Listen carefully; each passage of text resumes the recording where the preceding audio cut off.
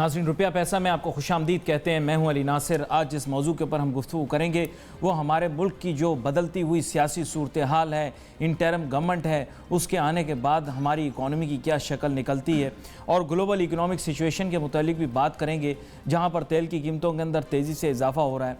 और इसी पर्सपेक्टिव के अंदर पाकिस्तानी मईशत के ऊपर जो दबाव पैदा हो रहे हैं, डॉलर जो है वो उसकी कदर जो है रुपए के मुकाबले में बहुत ज़्यादा बढ़ चुकी है, और लोग बहुत ज़्यादा पाकिस्तान में अब परेशान हो रहे हैं कि जनाबे वाला अब इंपोर्ट बिल को कैसे बियर करेंगे। हमारी गवर्नमेंट की में अब तो खैर खुल के ये बात की जा सकती है कि पुअर प्लानिंग कह सकते हैं, या जिसे कह सकते हैं कि गलत नज़रिए से बनाए गए प्लान्स हैं इकोनॉमिक फ्यूचर के लिए, जिनकी वजह से आज पाकिस्तान इस तरह के दलदल में फंस गया है। और बीच मजदर फंसने के बाद अब पाकिस्तान को किस तरह से इस दलदल से निकाला जाए, इस भंवर में जहां पर हम जो है वो ट्रैप हो चुके हैं, इसमें से कैसे बाहर निकला जाए, ये एक कन्फ्यूजन है। इस कन्फ्यूजन से बाहर निकलने के लिए पाकिस्तान को एक बहुत ही एलेबरेट इकोनॉमिक पॉलिसी बनानी पड़ेगी। अनफॉर्चुनेट उसके ऊपर कोई काम नहीं हुआ। आज मेरे साथ बहुत ही अहम मेहमान शामिल गुफ्तगू होंगे, उनकी कोशिश करेंगे कि जनाब आगे चल के पाकिस्तान की इकॉनमी को दरपेश चैलेंजेस को किस तरह से मीट किया जाए। मेरे साथ मौजूद हैं जनाब हाजी मोहम्मद रफ़ीक परदेसी साहब, चेयरमैन हैं HMR ग्रुप के। वेलकम करता हूं सर आपको शो में। परदेसी साहब, जहन में जो बहुत सारे उभरते हुए सवालात हैं, उनमें से सबसे पहला सवाल ये है कि पाकिस्तान जो है वो अपने ट्रेड डेफिसिट को कंट्रोल नहीं कर पा रहा। पाकिस्तान का तिजारती खसारा बढ़ता जा रहा है, एक्सपोर्ट हमारी कम है, इंपोर्ट हमारी बहुत ज़्यादा है, लोग बहुत ज़्यादा परेशान हैं। उसी की वजह से डॉलर के अंदर भी जो हम प्राइस के अंदर देख रहे हैं कि इंस्टेबिलिटी है, रुपी जो है वो अपने जो है पैर ही नहीं जमा पा रहा कहीं पर भी, और हमारे ताजर सनतकार भी परेशान हैं, और गवर्नमेंट के लिए भी एक बहुत बड़ा चैलेंज है। तो सबसे पहले ये बताएं कि मुल्क की एक्सपोर्ट बढ़ाने के लिए जो हाफ कुक्ड आइडियाज़ हैं, क्या आपकी समझ में आ रहे हैं कि नहीं? सबसे पहले तो ये कि आप सही फरमा रहे हैं, डेफिसिट बहुत ज़्यादा है और ज़्यादा बढ़ता ही चला जाएगा। आज हमारी जो डेप्थ है वो तकरीबन 91 बिलियन पे हम पहुंच गए। हमारा एक्सपोर्ट 19-20 बिलियन और इंपोर्ट 50 बिलियन, तो आप 30 बिलियन का फ़र्क कहाँ से लेकर रफली कहाँ से लेकर आएंगे? आपकी बहुत ज़्यादा, तो आपके लोग जो बाहर हैं उनकी रेमिटेंस वगैरह आती होंगी तो वो 8-10 बिलियन अगर आप ले लें, फिर भी 20 बिलियन तो एवरी ईयर आपका लॉस। अभी एमनेस्टी स्कीम आ गई, अब तो रेमिटेंस भी बंद हो जाएगी। वो मेहनत कश तो यहाँ से टीटी किया करते थे ना, बाहर से घूम के वापस आ जाती थी, ऐसे भी थे ना लोग उसमें। बहुत कम लोग ऐसे थे, लेकिन ज़्यादातर लोग तो वहाँ से भेज देते थे। जितने भी लेबर तबका का है उसमें तो इतनी अकल नहीं होती, उसको तो सिर्फ अपने घर को पैसा भेजना है, तो वो चाहता यही था कि इस तरह से मिल जाए। चंद साल पहले हमारी गवर्नर साहब से बात हुई थी स्टेट बैंक की, तो हमने उनको मशवरा दिया था कि जो स्पेशल रेमिटेंस जो लेबर की आती है उसमें से, जैसे मिसाल के तौर पे अगर 100 रुपये डॉलर का रेट है तो आप इनको 101 रुपया दें, यानी और बेनिफिट दें, ताकि वो हवाले को भूल जाए और सीधा सीधा यहाँ पे पैसा भेजे, ताकि हमारा तो रिजर्व बढ़ना चाहिए। हमें अपना काम देखना है, हमें अपनी गवर्नमेंट का काम देखना है, ताकि ये चीज़ें आसान हो जाए। लेकिन ये विजन आपको लगता है कि एक्सेप्टेबल होगी? यहाँ पे तो ज़्यादा यही होता है कि भाई आ रहा है उसका तो सबसे पहले रुपया बनाओ। सबसे पहली चीज़ मुझे अपने मुल्क को देखना है। अगर किसी बड़ी पोस्ट पे हूँ तो मुझे सबसे पहला काम यही देखना है कि मेरा मुल्क मैं किस तरह से चला सकता हूँ, और मुझे उस हिसाब से अपनी टीम को साथ लेके डिसीजन लेना पड़ेगा। डिसीजन नहीं लोगे तो काम नहीं होगा। डिसीजन लेना तो बहुत मुश्किल काम है, और इस वक्त तो हमारे, मैंने सुना वज़ीर आज़म साहब भी जो हैं, अब तो खैर हुकूमत जाने वाली है, उनकी भी शायद शिकायत ये है कि अब तो ब्यूरोक्रेट्स ने भी सुनना छोड़ दिया, तो डिसीजन कहाँ से लेंगे? अभी तो बहुत मुश्किल वक्त पे डिसीजन नहीं ले सके। अली भाई, जब आदमी सीट पे नहीं होता या मजबूत नहीं होता तो लोग वैसे भी इसको नहीं याद करते या इसकी बात नहीं सुनते। ये तो दुनिया का उसूल है, और हमारे यहाँ मुल्क में, हमारे पाकिस्तान में तो ये बहुत ज़्यादा है। यस, लेकिन आप दूसरे मुल्कों में देखो, आज भी महातिर मोहम्मद चला गया था, आज फिर दोबारा 92 ईयर्स की एज में लोग इनको दोबारा लेकर आए। बिल्कुल लेकर आए, उन्होंने कुछ किया था तो लेकर आए, आप भी कुछ करो। ये बड़ी अहम बात आपने की है। पिछले पूरे हफ्ते में इस मौजू के ऊपर गुफ्तगू करता रहा कि महातिर मोहम्मद साहब वापस आ गए, अब इकोनॉमिक रिफॉर्म भी लाएंगे। इन्वेस्टर्स का कॉन्फिडेंस इतना ज़्यादा बढ़ गया है, बहुत सारे लोग जो पहले मलेशिया में सरमायाकारी नहीं कर रहे थे अब पैसा वहाँ ला रहे हैं। आप कौन सा ऐसा पाकिस्तानी लीडर ला सकते हैं जो इस तरह से पैसा लेकर आए? सर, मैं आपको, अगर हमारे पास वक्त शॉर्ट है, वरना तो मैं, नवाज शरीफ को लोगों ने बहुत चाहा, बहुत प्यार किया, लोगों ने बहुत दुआएं की। मैं अपने घर की अगर 1 मिनट की बात है सिर्फ बता दूं, 92 के इलेक्शंस हो रहे थे, छुट्टी थी, वालदा की मेरी, माजी की बात कर रहा हूँ, कि लोग इनको प्यार कितना करते थे, कितनी दुआएं देते थे, कितना चाह के लाते थे, सिर्फ एक बात पे कि ये मेरे मुल्क पाकिस्तान को चलाएगा, बस, और कोई लालच नहीं थी। अल्हम्दुलिल्लाह एक दिन 92 में जब इलेक्शन हो रहे थे तो मैं अपनी वालदा के साथ बैठा था खाना खा के। वालदा को थोड़ा सा बुखार भी था, वो झूले पे लेटी हुई थी, मैं इनके पाँव दबा रहा था तो मुझे कहती है हाजी रफ़ीक कौन जीतेगा। मैंने कहा पीपल्स पार्टी है और सामने नवाज शरीफ है, लोग वोट उन्हीं को ज़्यादा जाएगा क्योंकि ये इलाका उन्हीं का है, ये है वो है, लोग वोट देंगे तो कोई जाएगा ना। मेरा सिर्फ ये कहना था, वो बेचारी 80 साल की बूढ़ी औरत, वो उठी, अपना बुरका उठाया, मुझे कहा मेरा शनाख्ती कार्ड निकालो। मैंने कहा क्या हुआ माँ? बोले मैं जा रही हूँ वोट देने के लिए। और वो शनाख्ती कार्ड लेके इस्लामिया कॉलेज में अपना वोट नवाज शरीफ को देकर आई। तो वो बूढ़ी औरत बीमारी की बुखार की हालत में जब वोट देने के लिए जाती है तो उसके दिल से दुआएं कितनी निकलती होंगी कि या अल्लाह नवाज शरीफ जीते और ये काम करे।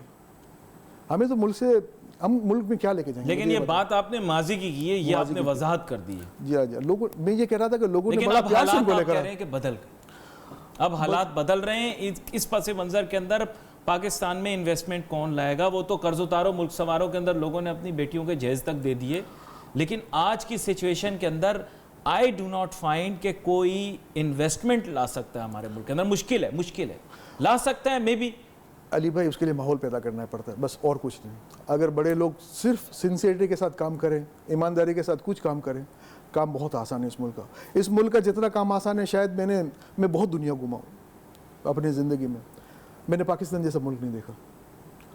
अगर आपके पास वक्त मिले आज शाम को सिर्फ नक्शे पे पाकिस्तान को सिर्फ देख लेना, आधी दुनिया पाकिस्तान के एक कदम के ऊपर है। यूँ पाकिस्तान है, इस तरफ समंदर है, यहाँ पे देखें India, China, Russia, Afghanistan, Iran और बीच में पाकिस्तान। हाजी साहब पाकिस्तान हार सकता ही नहीं अगर यहाँ पे सिंसियरिटी के साथ लोग आ जाए ना, चंद लोग तो बड़े लोग आ अगर जाए। की शर्त लगा दी, अगर की बहुत बड़ी शर्त है, अगर की शर्त है। हाजी साहब ये मुसलमान कौम है, यहाँ पे लोगों ने अपनी माओं का दूध पिया है, ऐसे लोग भी पड़े हुए हैं जो काम कर सकते हैं। अगर जो लोग जो थिंक टैंक हैं या जो मैं ये लफ्ज़ यूज़ कर रहा हूँ कि जो एजेंसी के लोग हैं, अगर वो किसी लोगों को लाना चाह रहे हैं तो किसी ऐसे आदमी को लाएं जो काम कर जाए बस। खैर मेरा गला तो वैसे ही खुश था, मैं आपकी बातों से और मज़ीद खुश हो गया। मैं आपको आगे लेकर चलता हूं। अब प्रॉब्लम एक और है मेरे सामने, वो ये है कि मैं आपसे डिस्कस ये करना चाहूँगा टेक्सटाइल इंडस्ट्री के मुतालिक। पता नहीं क्यों आज ये मौजू मेरे जहन में शुरू से सुबह से मुझे तंग कर रहा था कि हमारे यहाँ टेक्सटाइल इंडस्ट्री वाले बहुत बड़े बड़े क्लेम्स करते हैं, हम ये एक्सपोर्ट कर देंगे, हम ये कर देंगे, हम वो कर देंगे।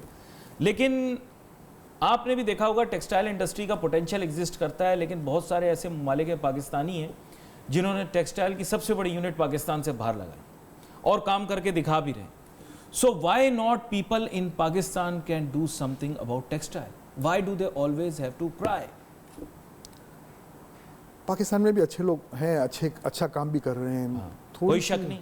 थोड़ी सी उनको फैसिलिटी मिल जाना। मिसाल के तौर पे कुछ अर्सा पहले इलेक्ट्रिक का बहुत प्रॉब्लम था यहाँ पे अली भाई, और बहुत महंगी इलेक्ट्रिसिटी है। आप कंपेयर करें चाइना के मुकाबले में, यहाँ पे इलेक्ट्रिसिटी बहुत ज़्यादा महंगी थी, पानी नहीं मिल रहा था। अब मुझे एक बात समझ में नहीं आती, आपको टैंकर में पानी मिल रहा है और नलके में पानी नहीं मिल रहा, समझ में आता है? मुझे समझ में नहीं आता, पता नहीं, या तो मैं मेरी सोच वहाँ तक पहुँच नहीं पाती। टैंकर से तो टैंकर से मिल रहा है और नलके में पानी नहीं मिल रहा है। लेकिन सर ये प्रॉब्लम तो कराची की है ना।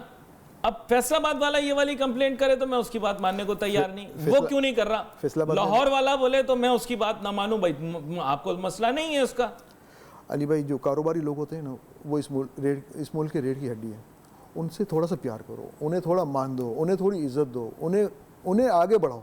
तो और अगर वो दे रहे हैं सर, आप चाइना देखो, चाइना के अंदर इतना काम बिजनेस कम्युनिटी के साथ गवर्नमेंट इतना सपोर्ट करती है, आप सोच नहीं सकते सर। चलिए हमारा डायरेक्ट कंपेटिटर इंडिया, वो देता है क्या? देता है, बहुत ज़्यादा देता है जी साहब, बहुत ज़्यादा देता है। अच्छा, मेरा ताल्लुक तो मेनमान कम्युनिटी से है। हम लोग जब उन गुजराती लोगों से मिलते हैं कहीं दुबई में या कहीं अफ्रीका वगैरह में, और वो लोग जो इंडिया के बारे में बताते हैं, आप सोच नहीं सकते इतना काम वहाँ पे हो रहा है। तो आप मुझे बताएं, इस वक्त हम एक ज़माने में बांग्लादेश का मजाक उड़ाया करते थे कि ये आज बांग्लादेश टेक्सटाइल में कैसे आगे निकल गया? बहुत आगे निकल गया ना। सपोर्ट, गवर्नमेंट सपोर्ट के बगैर कोई दुनिया का इंसेंटिव है, इंसेंटिव यहाँ पे है, इंसेंटिव सपोर्ट नहीं है, है। इसका मतलब जो टेक्सटाइल वाले कंप्लेन कर रहे हैं सही कर रहे हैं। हाँ नहीं, इनको इज्जत दो हाजी साहब, इनको मान दो। पाकिस्तानी जितना कारीगर और जितना होशियार आदमी है ना, ऐसा दुनिया में बहुत कम लोग हैं। अल्लाह ताला ने इस मुल्क को बहुत नवाजा है भाई, थोड़ा सा बैक साइड से थोड़ा सा सपोर्ट चाहिए। लेकिन रिजल्ट नहीं दे रहे ना, हम रिजल्ट नहीं दे रहे। माजरत के साथ ये बात, आपकी सारी बातें मानने वाली, रिजल्ट जब नहीं आता ना, बच्चा बड़ा होने आ रहा है, कहीं कुछ नहीं करता, कोई गलत काम नहीं करता, सुबह शाम पढ़ाई करता है, लेकिन फेल हो जाता है, आखिर में इसकी सप्ली आ जाती है। मुझे एक छोटी सी ब्रेक लेनी है, ब्रेक के बाद वापस आते हैं, फिर इस बारे में कि पाकिस्तानी मईशत के पास अगर वसाइल का फुकदान नहीं है, टैलेंट का फुकदान नहीं है, पॉलिसीज के सिर्फ इश्यूज हैं, तो फिर अब इसको रिजॉल्व कैसे करें। Let's take a short break.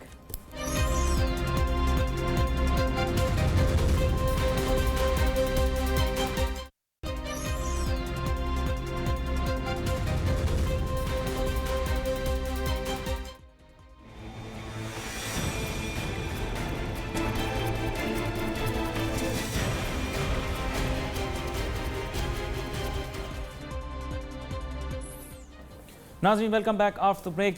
एक हिस्ट्री का चैप्टर है जिसको हम क्लोज कर चुके हैं। बार बार उसके बारे में बात होती थी एक दौर में, फिर खामोशी सी हो गई, किसी ने उसके बारे में बात नहीं की। वो था रिकोडिक का मामला। मैं उस मौजू पर इतना ज़्यादा नहीं जाऊंगा कि रिकोडिक में कितना सोना मिला, क्या मामलात हुए, क्या क्या पेचीदगियाँ वगैरह वगैरह। लेकिन इस मुल्क के अंदर गोल्ड है, जी हाँ, बिल्कुल सोना है। क्लेम्स तो ये थे कि 200 अरब डॉलर तक का सोना है, और 200 अरब डॉलर तक का सोना अगर गिरवी भी रखवा कर हमारे कर्जे वापस कर दिए जाएँ तो कमाल हो जाए। लेकिन अनफॉर्चुनेटली इस मुतालिक कोई बात भी नहीं हुई, सब लोग खामोश हो गए, किसी ने इसके मुतालिक कोई राय नहीं दी। फिर उन्होंने शोर मचा दिया, चिनोट में सोना निकल आया, और फिर जनाबे वाला वहाँ पे जलसे वगैरह भी किए, शोर भी मचाया, फ़ोटो सेशन भी करवाए, और बोला चिनोट में तो पता नहीं कितने अरसे से सोना था। अनफॉर्चुनेटली ना एक्सप्लोर कर सकते हैं, ना उसे रिफ़ाइन कर सकते हैं। हाजी मोहम्मद रफ़ीक परदेसी साहब, एम ये अगर आपके मुल्क के अंदर सोना मिल गया, जो ये कहते हैं सैंडिक में भी था, अब है नहीं, मुझे नहीं पता, रिकोडिक में ये कहते हैं कि है और 200 अरब डॉलर से ज़्यादा है। चिनोट पे तो आपने खुद सुना होगा, इन्होंने बहुत शोर मचाया, बोला हमने सोना निकाल लिया है, हमें मिल गया, या पता नहीं, हमें तो लगा अमरू अय्यार की कहानियों जैसे इनके पास वाकई में सोना आ गया। तो उसको एक्सप्लोर करने का तरीका नहीं, रिफ़ाइन करने का ज़रिया नहीं, क्या फ़ायदा। अली भाई, आपने बहुत अच्छा सवाल किया माशाल्लाह। मतलब ये वो सवाल है जो मेरा दिल बार बार कहता है कि इसका जवाब दूँ। एक चीज़ मुझे समझ में नहीं आती, ये पाकिस्तान है, हम ऑस्ट्रेलिया से, कनाडा से एक कंपनी को बुलाते हैं कि आके यहाँ से माइनिंग करो, यहाँ से सोना लेके फिर ऑस्ट्रेलिया या कनाडा लेके जाओ, और फिर कनाडा और ऑस्ट्रेलिया से दुनिया का जो सबसे बड़ा बायर है गोल्ड का, वो इंडिया और चाइना है, और वो हमारे सिर्फ एक स्टेप के ऊपर है। तो हम लोग खुद अपनी रिफाइनरी डाल के हम लोग इसको कंट्रोल करके हम लोग क्यों ये काम ना करें। ये कोई रॉकेट साइंस थोड़ी है, अगर गोल्ड माइनिंग करना या रिफाइन करना ये कोई बहुत बड़ा काम थोड़ी है। तो हमें तो ऐसा ही तासुर दिया हुआ। मेरी खुद की रिफाइनरी थी, जब भी पाकिस्तान गवर्नमेंट चाहे मैं वॉलंटरीली भी काम करने के लिए तैयार हूँ। मुझे एक पैसे की ना दे गवर्नमेंट ऑफ पाकिस्तान खुद अपनी रिफाइनरी में इनको सेट करा दूँ, अच्छे प्राइस में सेट करा दूँ, और ये काम को आगे बढ़ाएं। और इससे अली भाई आप सोच नहीं सकते, आपके रिजर्व इतने बढ़ जाएंगे, आपकी ये जो डेप्थ है ये तो कुछ भी नहीं है। नहीं तो रुकावट क्या है इसमें, रुकावट क्या है? डिसीजन मेकर्स है, पॉलिसी नहीं एग्जिस्ट करती, पॉलिसी नहीं है, या पॉलिसी करने वाले इन चीज़ों को समझते नहीं है, या समझते हैं तो आंखें बंद करके अपना काम निकाल नहीं। But do you buy this argument कि पाकिस्तान के पास 200 अरब डॉलर है? मतलब मैं अगर 200 अरब, साउथ अफ्रीका के अंदर जब सोने की कान या हीरे की कान मिलती है तो वो तो उधर से उधर भागता है। गोरा जो है वो तो कहता है मैं चांद तक चला जाऊंगा इतने सोना निकला है। तो अली भाई, पाकिस्तान में क्या नहीं है? Pakistan is a golden country है साहब। मैं सारी दुनिया छोड़ के पाकिस्तान आया हूँ, मैं पागल हूँ? मैं क्यों आया हूँ Pakistan? But do you buy this के ये बात है रिकोडिक में सोना है? 100% है, वरना तो ये लोग अंग्रेज आज तक आपकी जानों पे थोड़ी होते, कब छोड़ के भाग गए होते अगर नहीं होता तो। आज आपके इतने दुश्मन ममालिक क्यों हैं? आपके पास इतनी चीज़ें हैं तो दुश्मन ममालिक हैं। अनफॉर्चुनेटली इतने ज़्यादा प्रेशियस, सेमी प्रेशियस, और जिसे मैं कहूँगा कि इंडस्ट्रियल मेटल्स होने के बावजूद उनको पाकिस्तान में एक्सप्लोर क्यों नहीं किया जा रहा? जबकि अफ्रीकी ममालिक के अंदर तो मैंने देखा है कि चीन से, बरतानिया से, अमेरिका से इतनी बड़ी बड़ी फर्म्स आई हुई हैं, यूरोप पूरा बढ़ा हुआ वहाँ पे काम कर रहे हैं। हमारे पास क्यों नहीं कर रहे, या कर रहे हैं हमें दिखाई नहीं दे रहे? अब आप देखें, चाइनीज़ आए ना, आए चाइनीज़ काम कर रहे हैं माशाल्लाह। तो ले जाएंगे ना सर, हमारे रिश्तेदार तो नहीं है ना, ले जाएंगे। काम करेगा तो ले जाएगा ना, स्मार्ट आदमी का तो यही उसूल है। सैंडेक में भी तो ले ही गए ना अपने पैसे। ऐसा ले ही जाएंगे, अगर आप बेवकूफ़ हो तो कोई भी ले जाएगा, कोई प्रॉब्लम थोड़ी है। आप अपनी कौम को क्यों तैयार नहीं करते? आप अपनी कौम के कारोबारी लोगों को क्यों तैयार नहीं करते? हर वक्त आप बोलते हो ये बुरे हैं, ये गंदे हैं। जिस तरह थोड़ी देर पहले आप भी बता रहे थे कि यार ये कारोबारी टेक्सटाइल के लोग क्यों आगे नहीं बढ़े। आज हमारे टेक्सटाइल के आप ये जो बड़े गुलेमत ग्रुप नाम लिए बड़े बगैर ग्रुप बता दें। नहीं, नाम लेके गुलेमत वाले इतना अच्छा काम कर रहे हैं, उनके जैसे टेक्सटाइल कोई बताएं। इंडिया में भी इनकी कंपटीशन के कपड़ा नहीं बनता। आप खाड़ी है, इतना प्यारी चीज़ें बनाती है। इसके अलावा और दूसरी टेक्सटाइल मिले हैं, अच्छा काम करती हैं। चिनाब है, निशात वाले हैं, सब अच्छा काम कर रहे हैं। और अल्हम्दुलिल्लाह आज सितारा वाले हैं। आज माशाल्लाह इंडिया वहाँ जब भी यूरोपियन कंट्रीज़ में जाते हैं हम उनकी क्वालिटी देखते हैं, मज़ा आ जाता है। लेकिन जब दिल पे छुरियां चलती हैं ना, जब हम वहाँ पहुँचते हैं और वहाँ लिखा हुआ होता है मेड इन बांग्लादेश, पाकिस्तानी कपड़े के ऊपर पाकिस्तानी जो कपड़ा यहाँ से बन के जा रहा होता है ना शर्ट, उसके ऊपर भी जब टैग वहाँ बांग्लादेश में लगता है ना, बड़ा दुख होता है। हाजी साहब, मैं चाहता हूँ वो लोग तरक्की करें, लेकिन हमें अली भाई देखिए, आप कपड़ा आप बांग्लादेश में भेज रहे हो, स्टिचिंग वो कर रहा है, तो वो कुछ ना कुछ तो अपना नाम लगाएगा ना। आप यहाँ पे स्टिचिंग प्लांट लगाओ, गवर्नमेंट इनको सपोर्ट करे। वैल्यू एड वाले तो रो रहे हैं, बोल रहे हैं हमें हमारे पास रिसोर्सेज ही नहीं, हम कैसे काम करें, हमारी कीमतें इतनी ज़्यादा हैं, क्या करें। स्टिचिंग यूनिट वाला रो रहा है, गारमेंट वाला परेशान है, निटिंग वाला परेशान है, बेडवेयर वाला परेशान, नाम ले में टावल वाला परेशान है, हौजरी वाला परेशान है। अली भाई, आप बच्चा भी पैदा करोगे ना, अगर परेशानी सोचोगे तो परेशानी करेगा बच्चा। हाजी साहब, हल सोचोगे तो हल निकलेगा। आप हल सोचो और हल निकालो।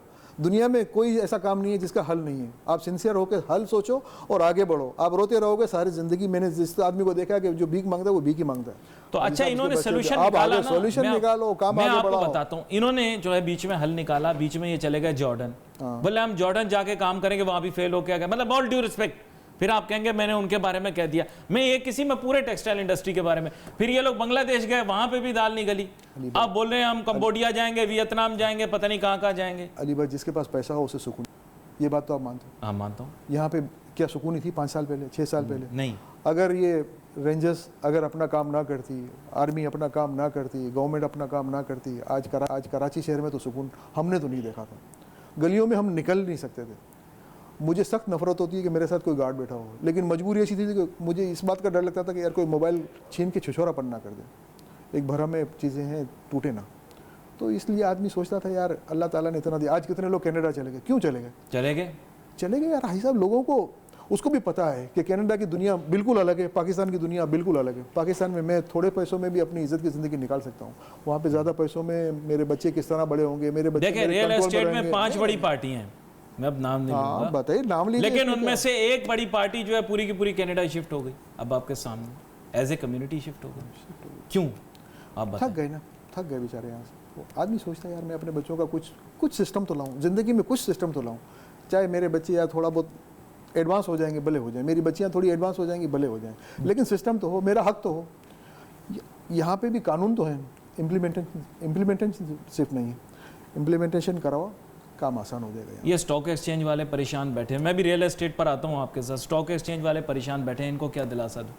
ये तो रोज़ जो है हुकूमत के जिस तरह के स्टेप्स हैं और जाते जाते जो काम कर दिया, अभी इस तरह का बयान दे दिया, इदारों के दरमियान एक तसादुम किसी कैफियत पैदा हो गई।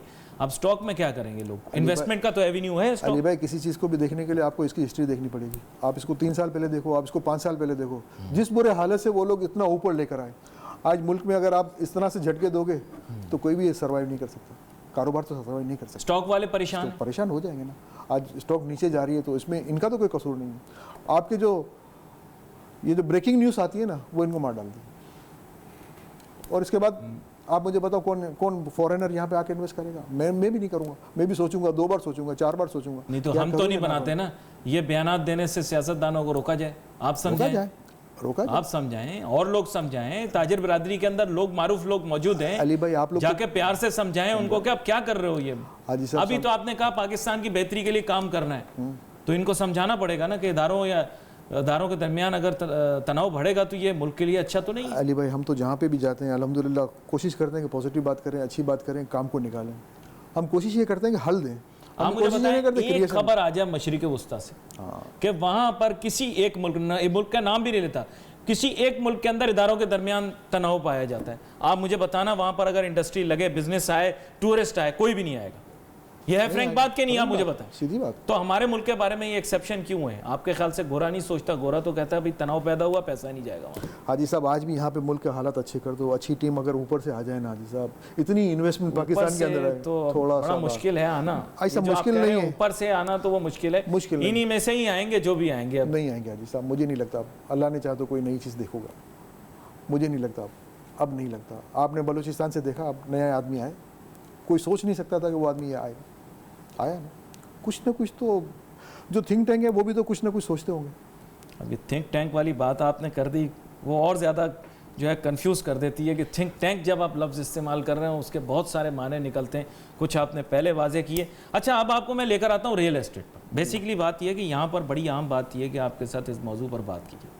रियल एस्टेट का जैसे मैंने आपको बताया कि 5 बड़ी पार्टियाँ, without taking name one can be very clear. एक चली गई कनाडा, 2 चली गई दुबई, 2 बच गई पाकिस्तान में, एक काम नहीं कर रही, उसका काम आपको पता है आजकल ज़रा रुक गया है, कोई मामलात उसके साथ पेश आ गए हैं, जो भी है। अब बच गए एक।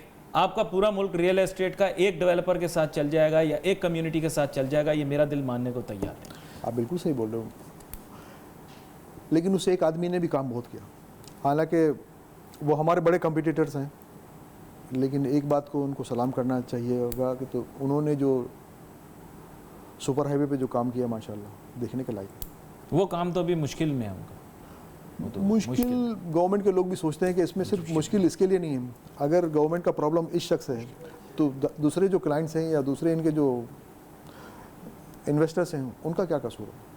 लोग तो कारोबार और तो रियल करेंगे। एस्टेट डेवलपर नहीं होने चाहिए पाकिस्तान के क्यों अंदर? नहीं होने दुबई चाहिए? में जाता हूं मैं तो मैं इमार भी देखता हूं, वहां पे काम कर रही 25-50 तो वहां पे ग्रुप काम कर रहे हैं जो काम कर रहे हैं, और मुख्तलिफ शरीयत के लोग भी हैं। ठीक है, शेख के अपने लोग भी हैं, लेकिन शेख के अपने लोगों में मुख्तलिफ शरीयतों के लोग भी काम कर रहे हैं वहां पर, बड़े बड़े ग्रुप हैं, लेकिन तवीलुल मंजिला इमारतें बना रहे हैं।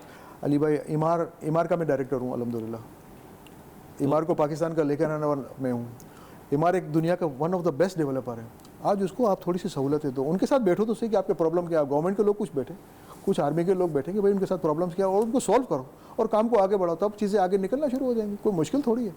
एक मरतबा यहाँ से लोगों सोची ने तो थी मैंने शिकायत, फिर मैंने दिल में दबा ली। नहीं, आप शिकायत तो मैंने सोची थी, फिर मैंने दिल में दबा ली। मैंने कहा शिकायत किसी और दिन करूंगा आपसे इस मामले में। अली भाई, हम लोग बहुत ओपन लोग हैं और बहुत ही अल्हम्दुलिल्लाह खुले दिल से काम करते हैं। हम ना किसी शिकायत से डरते हैं, ना किसी प्रॉब्लम से डरते हैं। प्रॉब्लम आता है, हम इसको सॉल्व करके आगे निकलने की बात। आज इस शिकायत के मुतालिक बात नहीं करूंगा, लेकिन एक छोटी सी ब्रेक लूंगा। ब्रेक के बाद वापस आएंगे, गुफ्तगू को जारी रखेंगे और ये भी जानने की कोशिश करेंगे कि अगर इस मुल्क के अंदर इंडस्ट्री को या अर्बन डेवलपमेंट को फ्लरिश करना है तो उसके लिए जो इंफ्रास्ट्रक्चर डेवलप करना है उसको देखना पड़ेगा। Let's take a short break.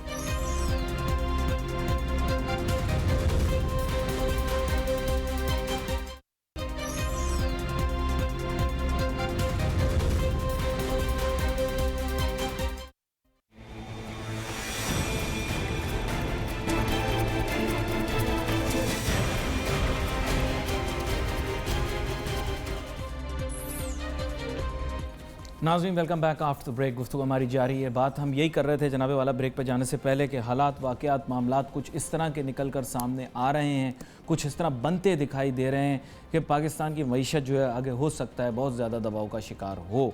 खैर 4-5 साल तक तो हम यही सुनते रहे, पाकिस्तान की मईशत मुश्किलात से निकल आई, सारी परेशानियाँ ख़त्म हो गई, अब सब कुछ ठीक हो जाएगा।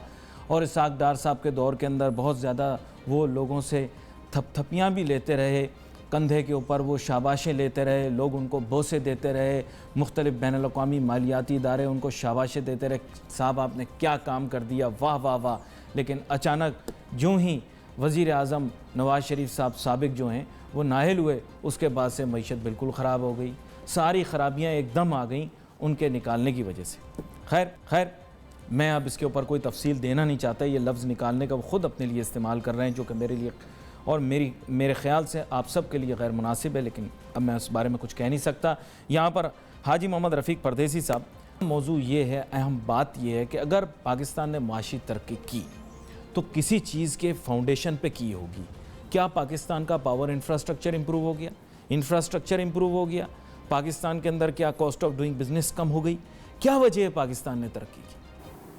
आप बताएं, जो इन्होंने क्लेम किया या नहीं की तो उसके बारे में भी बताएं। जो की या नहीं की वो तो बिल्कुल सामने आपके सामने नज़र ही आ रहा है अली भाई। अगर की होती तो आज कौम इतना परेशान तो ना होती। आज भी लाइट्स की यही प्रॉब्लम्स हैं। हालांकि इलेक्ट्रिसिटी का मैं आपको बताऊं, एक अच्छा प्रॉफिटेबल बिजनेस है ये सारा इलेक्ट्रिसिटी का, जितना भी है पावर प्रोजेक्ट्स।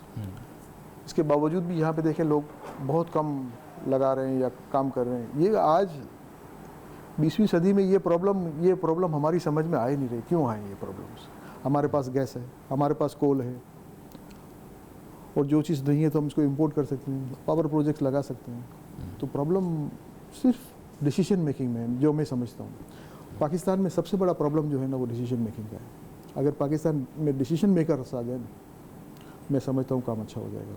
अच्छी नीयत के साथ सोच के डिसीजन ले, काम आगे बढ़ेगा। दुनिया की कोई कंपनी बगैर डिसीजन के नहीं चल सकती। मैं HMR ग्रुप का चेयरमैन हूँ। अगर मैं डिसीजन नहीं लूँगा, मेरे लोग काम कर सकते हैं? नहीं कर सकते। डिसीजन लो, काम आगे बढ़ेगा। डिसीजन नहीं लोगे, मर जाओगे। सिर्फ इस इंतज़ार में हो कि यार मैं नेक आदमी हूँ, ईमानदार आदमी हूँ। मैंने बहुत से ब्यूरोक्रेट्स को देखता हूँ वो काम नहीं करते, लेकिन मैं ईमानदार हूँ। मेरी नज़र में उससे बड़ा हरामखोर कोई नहीं है। माफ़ी चाहता हूँ, इतना बड़ा लफ्ज़ यूज़ कर दिया जो मुझे नहीं निकालना चाहिए। आपको तनख्वाह तकरीर करने की नहीं मिलती है, आपको तनख्वाह ये सब बातें बताने की नहीं मिलती, आपको तनख्वाह काम करने की मिलती है। आप काम करो, डिलीवर करो, डिलीवर करोगे आगे लोग। मैं सिर्फ अगर मैं एक टावर बनाता हूँ, कंस्ट्रक्शन इंडस्ट्रीज़ के साथ तकरीबन 76 कंपनियाँ हैं जो इससे कनेक्टेड हैं। Cement company, steel company, sewerage के पाइप्स की कंपनी है। इस तरह की 76 कंपनीज हैं जो इसके साथ लगी हुई हैं। तो वो सारी इंडस्ट्रियाँ काम करना शुरू हो जाएंगी, खुद ब खुद खुशहाली आना शुरू हो जाएगी। और यहाँ पे हमारे पास इतनी बड़ी पॉपुलेशन है, डिमांड तो है, सिर्फ इसको थोड़ा सा सिस्टम में लेकर आ जाओ, चीज़ों को आगे बढ़ाओ, लोगों को सपोर्ट करो, काम आगे हो जाएगा। मैं आपको आज से 40 साल पहले की बात कर रहा हूँ, जब शेख दुबई में थे हम लोग। मेरी फैमिली 1956 से दुबई के अंदर है अली भाई। आज इसको तकरीबन कितनी 60 साल से तकरीबन हो गए। वहाँ पे जब शेख राशिद खुद थे, जब वो बिल्डिंग का अप्रूवल देखते थे तो कभी कभी सुबह फजर के बाद खुद बिल्डिंग देखने के लिए आते थे। वो ये नहीं देखते थे कि क्या बना रहे हो, किस तरह कर रहे हो, ये सिर्फ देखते थे क्वालिटी अच्छी बना रहे हो और तुम्हें कोई प्रॉब्लम है तो मुझे बताओ, तो मैं तुम्हारे लिए अप्रूवल लेकर आऊँ। वहाँ का शेख आपको अप्रूवल बोलता है, की बात करता है। आपको बिजनेस कम्युनिटी को हिम्मत कितनी आ जाएगी, आप मुझे ये बताओ। तो शेख आज भी घूम रहा होता है, देख रहा होता है, चीजें बन रही हैं। कोई आज प्रॉब्लम फिर होता है उसको उससे भी सॉल्व करता ज्यादा है। टॉल बना रहे हैं। वो पहले किंगडम टावर बना रहे थे, अब उससे भी ज्यादा टॉल बिल्डिंग बना रहे हैं वो दुबई में। अली भाई, दुबई में क्या था? रेगिस्तान था, रेगिस्तान था बिल्कुल। जुमेरा लेक टावर्स, उसको शुरू करने वाला मैं हूँ अल्हम्दुलिल्लाह। वहाँ पे पूरा रेगिस्तान था। सुल्तान बिन सुलेम मुझे लेके गए और मुझे कहा कि हाजी साहब यहाँ पे काम शुरू करना है। उन्होंने कुछ फाइलें मुझे दी। मैंने कहा सर इतनी सारी फाइलें तो नहीं लूँगा, मैं 3 टावर्स की फाइलें लूँगा।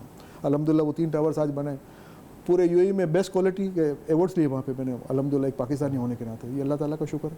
तो सारे टावर बनाए, चीज़ों को डिलीवर किया। आज वहाँ पे आप खुद जाके देखो, अराउंड 100 टावर्स हैं और वो एरिया देखो, आपका दिल खुश होगा कि वहाँ पे जाके रहें अल्हम्दुलिल्लाह। और वो पूरा रेगिस्तान था। आज हम लोग पाकिस्तान के लिए काम नहीं कर सकते, ऐसा थोड़ी है। पाकिस्तान के लिए काम तो बहुत सारे बिल्डर करना चाहते हैं, लेकिन यहाँ पर आकर उस मेयार का काम नहीं करते ना जिस मेयार का काम वहाँ करते हैं। हाजी साहब, वहाँ पे चीज़ें टाइम पे देते हैं, यहाँ पे थोड़ा टाइम आगे पीछे कर देते हैं। अली भाई, मयार खुद ब खुद आ जाएगा। आज आप 10 साल पहले जिस तरह से टावर बनते थे और आज जिस तरह से टावर बनते हैं, आप खुद जाके देख लो, आपको ज़मीन आसमान का फ़र्क नज़र आएगा। आप क्वालिटी देखो, आप बहादुराबाद में आप चले जाएँ, किसी टावर में भी आप एंटर हो जाएँ जो आज पिछले 3 साल 4 साल या 5 साल पहले बने, आपका दिल खुश हो जाएगा। आप एंट्री जाओगे तो लॉबीज़ बनी हुई हैं, आदमी बैठा हुआ है, रिसेप्शनिस्ट बैठा हुआ है। पहले कहाँ ये सब चीज़ें थी? एक चौकीदार बैठा हुआ करता था, वो अपनी आधी उर्दू जानता था, आधी पश्तो जानता था, कोई आए जाए उसको कोई प्रॉब्लम ज़्यादा था नहीं। आज तो हर चीज़ सिस्टमाइज हो गई है। आप काम देखो, आप क्लिफ्टन पे देखें जो टावर्स बन रहे हैं, बहुत खूबसूरत बन रहे हैं माशाल्लाह। 4 करोड़ रुपए का एक अपार्टमेंट। मैं कहता हूँ पैसा, कीमत देखें आप, कीमत भी तो दुबई वाली रखी है ना। दुबई वाली नहीं हाजी साहब। अली भाई, आप मुझे ये बताओ, आप 20 साल पहले 25 साल पहले की बातें करते हो, 30 साल पहले की बातें करो, वहाँ पे 10 रुपये का डॉलर था, आज 118 रुपये का। 6-6.5 करोड़ का भी यूनिट मिल रहा है यहाँ, लोग दे रहे हैं, लोग ले भी रहे हैं। तो फिर क्या प्रॉब्लम है? नहीं, फिर प्रॉब्लम तो अफोर्डेबिलिटी की और क्वालिटी ऑफ लिविंग की है ना सर। अली भाई, जो तो आदमी 6.5 करोड़ में ले रहा है तो वो अफोर्ड करता है तो लेता है ना, तो फिर प्रॉब्लम क्या है? मुझे ये बताए ना। ये खैर मेरे लिए इस सवाल का जवाब देना बहुत मुश्किल है। ये तो सुनने वाले देखने वाले ही जवाब दे सकते हैं। जब आप इतना रैम्पेंट कंपटीशन क्रिएट कर देंगे इतने एक्सपेंसिव यूनिट्स का, तो आपके पास हर वैरायटी है। मेरी मोहसिन शेखानी साहब से बात हुई, उन्होंने कहा यार हम लोग एक अपार्टमेंट या एक एरिया दे रहे हैं सिर्फ 17,60,000 रुपये में। अब 17.5 लाख रुपए में भी तो लोगों को मकान मिल रहा है ना। और वो बेचारा मेरे साथ मारा फिर रहा था इस्लामाबाद में भी, क्योंकि अच्छी ज़मीनें मिल जाएँ तो मैं लोगों को बना के डिलीवर करूँ। मेरा ख्याल है उनका पिछले महीने कोई एक एग्रीमेंट साइन हुआ है और वो लोग काम भी शुरू कर देंगे। तो हाजी साहब, 17.5 लाख में भी तो आपको मकान मिल रहा है, आपको 1 करोड़ में भी मिल रहा है, आपको 5 करोड़ में भी मिल रहा है, तो मिल रहा है ना मकान। और लोग खरीदार हैं, आपके पास हर वैरायटी का खरीदार है और हर वैरायटी को लोगों को जगह मिल रही है अल्हम्दुलिल्लाह। तो कुछ तो गवर्नमेंट भी करे ना, ये तो काम गवर्नमेंट का है ना, टैक्स ले रही है। चीज़ें ले रही है, आपकी जिम्मेदारी ले रही है, तो जिम्मेदारी उठाओ भी ना। सिर्फ नाम से जिम्मेदारी होती थोड़ी है। मेरा बच्चा मैं पैदा करता हूँ तो मैं उसको पालूंगा, पढ़ाऊंगा, बढ़ाऊंगा, जब ये बन जाएगा तो मुझे कुछ देगा ना। तो इससे पहले तो मेरी जिम्मेदारी है ना कि उसको बड़ा किस तरह करना है, उसको पढ़ाना किस तरह है, उसे अच्छा इंसान किस तरह बनाना है। इसके बाद काम आगे खुद ब खुद वो करेगा। इसके बाद वो कमाएगा तो टैक्स देगा, खुद ब खुद तुम सिस्टम में आ जाओ। ये सिस्टम में आने वाली जो आपने बात की है, ये बिल्डरों को अभी तो समझ में नहीं आई, बाद में इनको समझ में आएगी जब इनको तंग करना शुरू करेंगे, जब ऑडिट शुरू होगा फिर इन्हीं के दफ्तर में रहेंगे। अभी तो एमनेस्टी स्कीम बहुत अच्छी लग रही है। एमनेस्टी स्कीम के अंदर जब बताएंगे ना हमारे पास इतने अरब रुपए हैं और हमारे पास इतने अरब रुपए हैं, तो वो घर पे आएंगे पूछने के लिए कि इतने अरब रुपए हैं तो चलो फिर अब टैक्स दो। अली भाई, थोड़ा बहुत अगर टैक्स लग भी जाता है ना तो जाएगा किसको, ये मुझे ये बताओ, गवर्नमेंट ऑफ पाकिस्तान को जाएगा या कहीं और जाएगा? ये मेरा मुल्क है यार, ये मेरी माँ है। अगर चला जाए तो चला जाए, थोड़ा बहुत चला जाए, मुझे प्रॉब्लम नहीं है। मेरा पैसा भी तो वाइट हो रहा है ना। आज में मेरे पास अगर वाइट पैसा है, मैं कहीं पे भी खुले मैदान में रह के कोई काम कारोबार कर सकता हूँ। भाई साहब, कारोबारी लोगों को ये समझना चाहिए, वाइट पैसों की बहुत कीमत है। आपका पैसा वाइट हो जाता है, सुकून के साथ काम करो, और एक हिस्सा उसमें से कुछ एक हिस्सा अगर चला भी जाता है गवर्नमेंट को, आज गवर्नमेंट को अगर ज़्यादा चला जाता है तो कल गवर्नमेंट के पास हम जाके बात कर सकते हैं। आज पहली मरतबा एक मेमन कम्युनिटी का फाइनेंस मिनिस्टर आया। मैं कई सालों से देखता हूँ कि बजट जब भी कोई देता है तो लोग इतना शोर मचाते हैं टीवी के ऊपर जिसकी कोई इंतहा नहीं। ये पहला साल है कि लोगों ने शोर नहीं मचाया अली भाई। नहीं मचाया तो, लेकिन वो तो एक फितरत की बात की वजह से मचाया, लेकिन हो सकता है इनमें भी थोड़ी बहुत गलतियाँ प्लस माइनस तो हर इंसान में होते हैं, लेकिन इतना ज़्यादा नहीं मचाया। इस बात को आप एग्री करेंगे? नहीं, मैं किसी न चीज़ को अग्री करूंगा ना डिसएग्री करूंगा। तो ये तो बात ना हुई ना सर, या तो मर्द में रहो या औरत में रहो, बीच में रहो तो किसी फायदे का नहीं। किसी चीज़ को एग्री या डिसएग्री नहीं करूंगा, क्योंकि मैं अगर अपनी राय देना शुरू हो गया तो फिर मैं एंकर तो नहीं रहूंगा ना। फिर आप चाहते हैं मैं उस तरह का एंकर बन जाऊं जो तज्जिया खुद दे दे आपसे हाँ या ना कहलवाता रहे। अली भाई, मैं ऐसे लोग तो बहुत सारे आपको मिलेंगे जो अपना तज्जिया देंगे, कहेंगे आप मैं सही कह रहा हूँ या गलत कह रहा हूँ। आपको सिर्फ मौका मिलेगा सही या गलत बताने का। अली भाई, मैं क्या कहता हूँ, कारोबारी लोग हैं ना, काम आगे बढ़ने दो, काम बढ़ेगा ना अच्छा हो जाएगा। जिस तरह आपने बताया कि 2 दुबई चले गए और एक कनाडा चला गया, वो दोबारा वापस आ जाएंगे। यहाँ पे माहौल सिर्फ पैदा कर दो, अच्छा माहौल आ जाए, काम हो जाएगा। मैं गारंटी करता हूँ काम हो जाएगा। हाजी साहब, पाकिस्तान जैसी सहूलतें, पाकिस्तान जैसा मुल्क, पाकिस्तान जैसी मोहब्बतें बहुत कम दुनिया में है, अल्हम्दुलिल्लाह। नहीं, ये बात तो आपने जैसे कि लोगों का दिल जीतने वाली बात आपने की, लेकिन इसके बावजूद जो है वो बहुत सारे पाकिस्तानियों का पैसा बाहर के ममालिक में पड़ा हुआ है ना सर। उनको आप वापस लाने के लिए एमनेस्टी स्कीम भी दी, फिर भी वो वापस पैसा नहीं लाएंगे।